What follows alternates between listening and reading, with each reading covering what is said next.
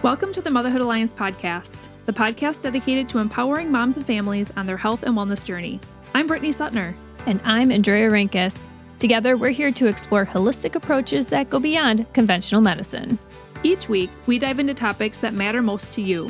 Everything from nutrition and mental health to alternative therapies and natural living. And whether you're a new mom navigating the early stages of parenthood or a seasoned pro looking for new ways to support your family's well-being, you're in the right place.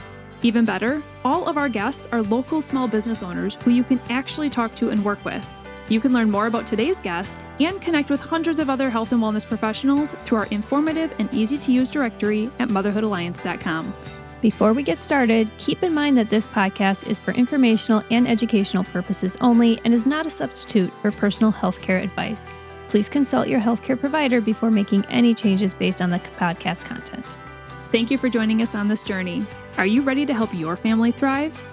Let's get started.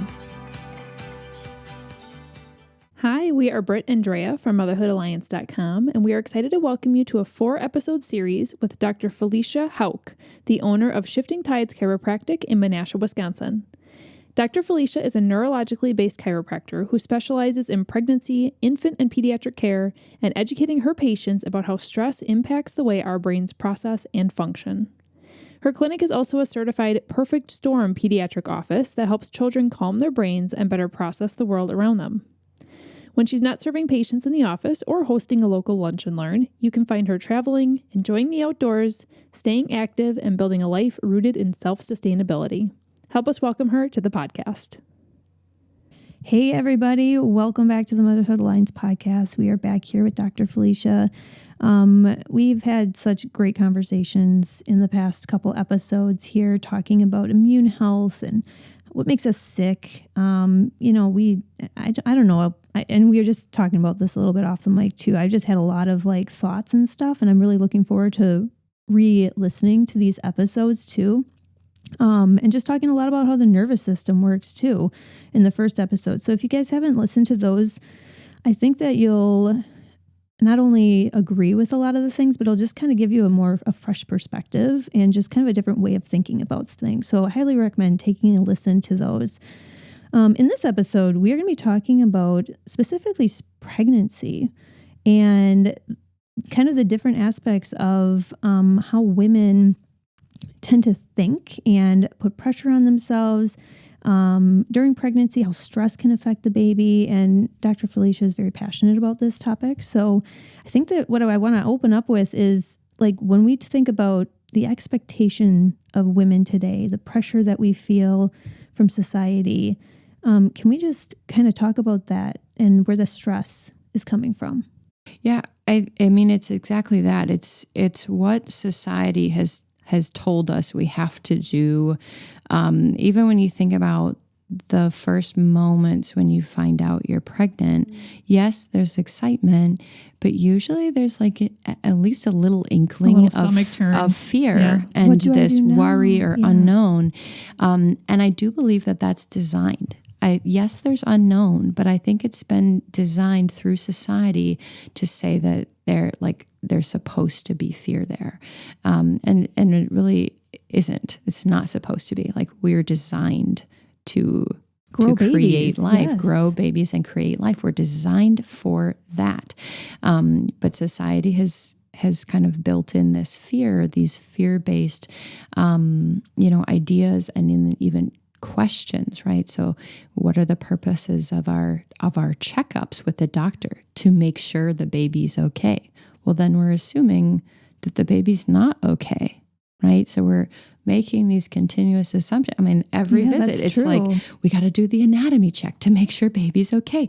We got to make sure we can find a heartbeat. We got to make sure and it's all in the assumption that baby is not okay, or that our body can't do it.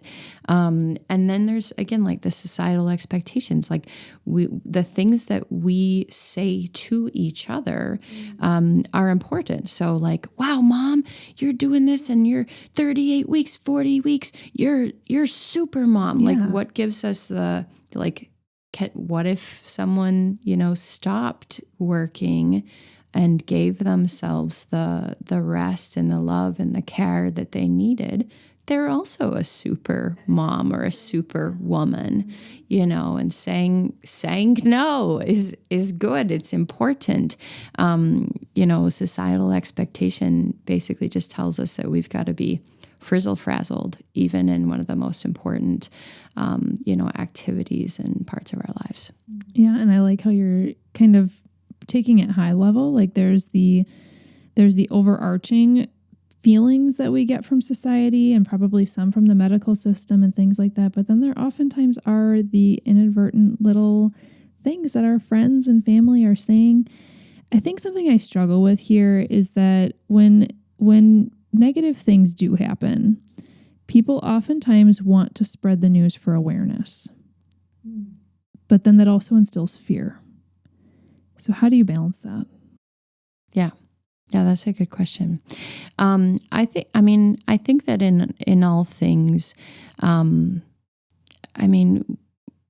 fear can overpower, right? And there's always a fear of like death or dying or problem, right?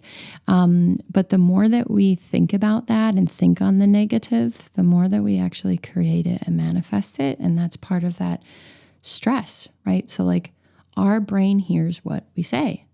Okay. And so if we're saying, oh my gosh, I hope my baby is going to be okay. I'm worried. I don't know. Guess what? Baby hears that. Our brain hears that. And it will create this sort of environment where we are afraid, right? And fear and stress can then actually tell our brain like, hey, this maybe isn't the right time to create a baby or bring life into the world, right? Because it's seeing the world as dangerous. It's seeing the world as threatening. Okay. A girlfriend of mine was talking about how she watched this really amazing video of some kind of as like a deer or an elk or something like that. And it was giving birth. And then it spots a lion. And it's like the baby's like halfway out. And it literally like puts baby back in, like sucks baby back in and runs from the lion. And it's an incredible thought, but obviously we aren't being chased by lions and bears, but our stressors literally are those lions and bears. Mm-hmm. Okay. And so it's the same concept. Like even if we were talking about infertility and the issues of conceiving, if you're stressed out, your brain's telling your reproductive organs it's not safe to have a baby. And so comes back to that stress topic again and how we combat that. But in our first two episodes, we talked a lot about the stresses of life and how we can't always avoid stress. Yes, there's always some things we can do to try and help minimize our stress, but there's always going to be some stresses there. And instead we need to power up our brain, right, in order to combat that. So how does this apply to pregnancy? Because you are growing two lives now. And so there's the normal stresses of everyday life. If you're a working woman and you have the normal stresses of that and home life and maybe aging parents and whatever else is going on in your life. But now you also do have pregnancy and those fears that are coming in from society. So it's really compounding and building even more stress into your life. How do you combat that during pregnancy to help minimize that fight or flight response so that baby is not hearing those words and maybe you can try and culminate a calmer environment? Yeah. I would say that there's actually a lot of things. And one of them I kind of talked about before is being able to say no. Like it is okay, but it's like wired in women that we're just like, yes, and we want to please everyone because it's part of our nurturing. But understanding that when we are nurturing a life and creating a life, that we have to say no.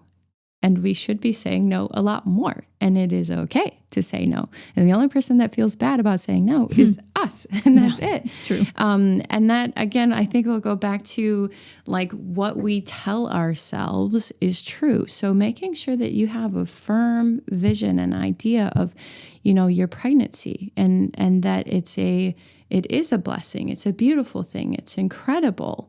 And if someone is telling you maybe a negative or a narrative or even an experience that they may have had, that does not mean it is your experience, right? And so even telling yourself, like in your head, thanking them and being like, thank you for, sharing your experience. It's not mine, and just having that like firm power instead of going, oh my goodness, I'm worried because they just told me that story. Oh my goodness, because that is actually like creating and manifesting the bad narratives. As a chiropractor, you are working hands-on people. What are some physical signs that fear is and anxiety and stress are kind of too high in a body? Mm-hmm. I would say, so there's a commonplace thing that obviously during pregnancy, we have a lot of hormones changing, shifting, spiking, all that sort of thing. And our body should be able to, it is designed and built to be able to adapt to those things. So I would actually say that when women are having very, very big emotions, it's a sign that we're not adapting and that we have stress.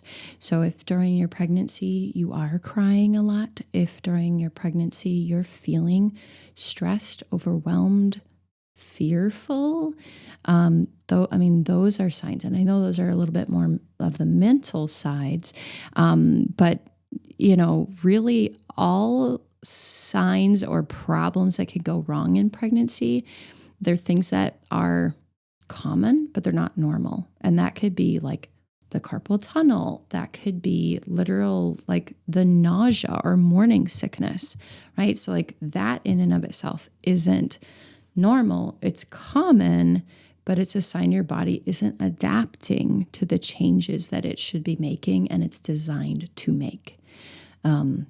So morning sickness even. So I'm sure that perked a lot of interest. Yeah. How do you, as a chiropractor, approach a pregnant woman differently than a non-pregnant woman, especially with your techniques that you use and being neurologically based? Sure. So we do still look at the brain in the same way. So torque release is still the same. What we do is we add on several other components, and that is what's called the Webster's Technique. Okay. And that's looking at ligament structures and how to support that as the pelvis and the hips, the belly are changing, as well as our muscles and how to stabilize and support those areas. Because weight distribution changes and obviously things become more lax. So it's supporting those areas, creating balance in those areas, and making sure that, mama is still moving and able to move. But then there's a lot of that kind of positive aspect as well of like, let's have the, let's talk about what you're afraid of, or let's talk about your birth plans. Let's talk about these things, because if we're not talking about them and the only story that they're receiving is maybe from the medical side, they're getting the negative narrative, right? They're getting the fear-based narrative. And it's like, hey, did you know there's a completely different way we can look at this? And that's really, really important too, because a lot of women don't even think that they can give birth naturally, or that they could handle the pain, or even understanding the purpose of the pain during birth and why it's there. And, maybe the repercussions of what happens when you're given like artificial oxytocin, which is Pitocin, right? Like, what does that actually do? Because your doctors are not having those conversations. And the more that you can learn, the more informed you are, and really truly informed consent, right? Where you're seeing maybe the both sides or both views, then you can make a better decision. I feel like you said, a lot of women don't understand that they have choices. They're kind of just put into the system. I know with my first one, I kind of was, but there were still things that I was questioning. So I ended up like looking into more of like a birth center or midwife. Ended up going with a midwife in a hospital at that time, which was fine. But it's important to be asking questions and learning more so that you can, figure out if what the path you're going on is really what you need, and if it's stressing you out, So yeah, that's really important. How can chiropractic help improve labor outcomes? Because this is a huge point of stress for women. They just sit and ponder what the labor is going to be like, what that experience is going to be like. They live in fear oftentimes. And so there is the physical aspect. There's also the mental aspect. How can what you do help improve the positive experience of labor? Yeah, that's a great question. So again, it comes down to that brain. We're either in fight and flight or we're in that thriving, mode. And if we're in the fight and flight and things are really scary and we've been in that mode for 9 months and then we add on something that's hard, right? An additional stressor, but is hard. We only have a capacity for so much stress. And so when the boiling pot boils over, then we can make more rash decisions or decisions that we don't truly want in our experience. So one of the amazing things about neurologically based chiropractic is that it increases that capacity to handle those stressors, right? Because maybe you do have to work until, the day your water breaks and things like that, right? So it's like, hey, we need to upgrade the brain to modern living so that we can handle our stressors. And when I say truly handle, I mean truly process them and handle them, not just store them under the rug and say we're fine, right? And just keep piling them up. But if our stressors are low or our brain is perceiving them as not there, then when we are tasked with something that is harder or more difficult, the actual birth process, we can handle it. Like we're ready because we're like, yeah, give me that big hard thing. I can do it.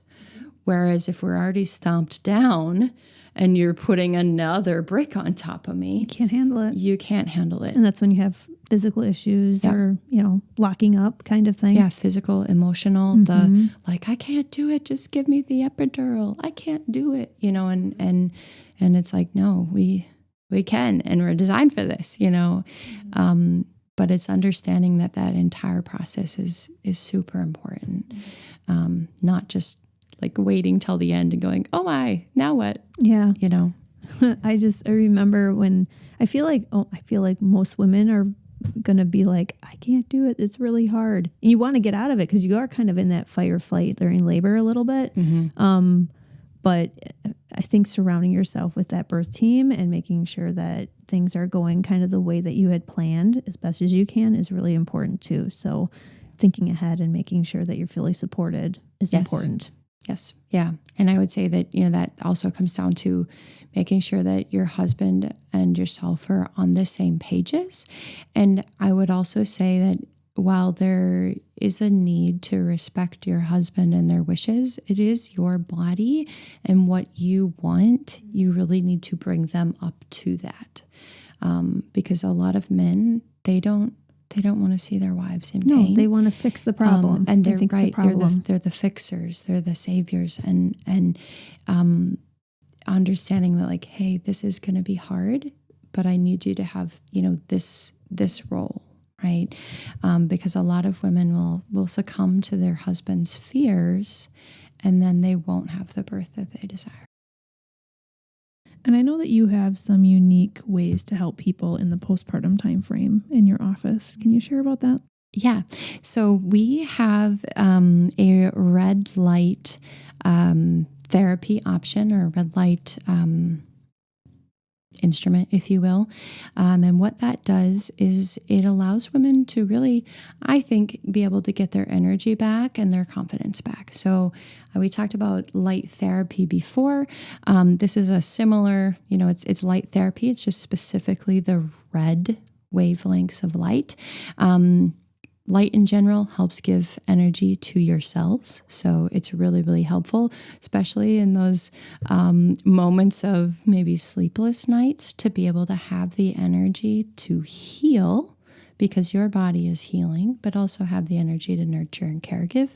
And then there's aspects of it as well that help to kind of get us back to or become who we are now, right? Because once you've had babies, it's like you're finding yourself again, right? It's different.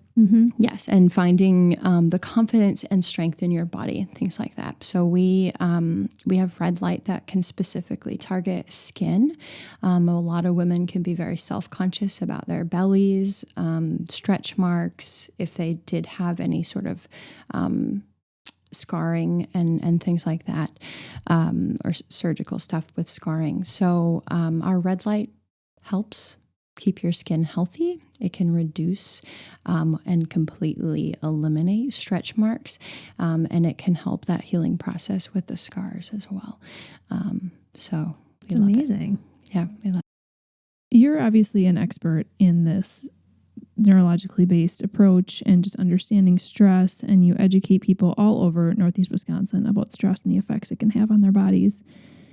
Postpartum is a tricky time frame because not only are you recovering physically, there's the societal pressures, like we talked about in the beginning of this episode of if somebody's coming over, I have to have my house clean. Like even just little things like that, like why? But then there's also, we're learning new things. There is lack of sleep. There's new routines. You're figuring out how to feed this baby. You're learning about each other, all of these different things. If you could give a woman between, I don't know, whatever you think, 2 and 5 top things to focus on that's going to help her de-stress the best that she can, or just support her body the best that she can, or up her brain to be able to handle this time of life, what would be those like 2 to 5 things that you would recommend she's doing? I'm always going to say keep the consistency with your chiropractor. It's really important. Just like how you have, checkups with your medical doctor and even for baby, right? Checkups. The chiropractic care is just as important because it's going to help you to heal both physically and emotionally. It's also going to help you get baby checked. So if there's issues, with baby not sleeping for long periods of time or digestive issues, again, you're getting better informed consent because you're hearing 2 sides of the story. Well, why is baby not digesting? Is it because all their organs don't work right? No. Is it because the milk that you're breastfeeding is bad? No. Let's get a different formula. No. It's not those problems. It's not those issues. So chiropractic is very, very important. It helps keep the stress down, right? And that's going to allow for healing. I would also say that like saying no is again important because it's almost like you go back into the full swing of life, but you've added like a million extra things. Yeah. So it's important to like say no to company and say no to, things like that. I think also it can be really difficult in our society to receive. And so when people offer things, to say yeah. Like if the mother-in-law wants to cook for you or she wants to come over and hold baby while you shower, you give yourself that opportunity and you shower, or you receive those gifts instead of trying to show the world that you're independent. I would also add to that, ask. Yeah. Like don't be afraid to reach out and ask for help. I feel like pride gets a lot in the way. And talk about it. And just, yeah. Mm-hmm. Yeah. Like these aren't taboo topics. These are things that people around you, they love you and they want to know about. They want to help you and support you. Mm-hmm. Yeah. And just thinking about the village that a lot of women used to have before we got so busy in the society that we live in, of the support system. And we need to build that for ourselves. It's really important. This was a great episode as well. I love how we've been able to tie all 3 of these episodes together. They're very different topics, but they all blend. And I'm noticing a common theme of stress here, which I think everybody can relate to. So we do have one more episode coming up. Our final episode together, we are going to be focusing more so on those kiddos, which is, I know you're going to have some things in this episode that a lot of parents are really going to be interested in hearing. We're going to be talking about the trauma of birth. We're going to be talking about children's health in general. And we're also going to be talking about like ADHD and sensory processing and, why are we seeing an uptick in kiddos struggling with things like that? And so this is going to be a great one coming up. If you enjoyed this episode, would you consider leaving a rating or review or sharing it directly with a friend who could benefit from the information? We know that you're a busy mom or caregiver, and our goal is to make your life easier by bringing tips and tricks directly from experts into your earbuds. By sharing this episode with someone you love, you can play a critical role in helping to make their life easier as well. We appreciate your time and thank you for being a part of the Motherhood Alliance family.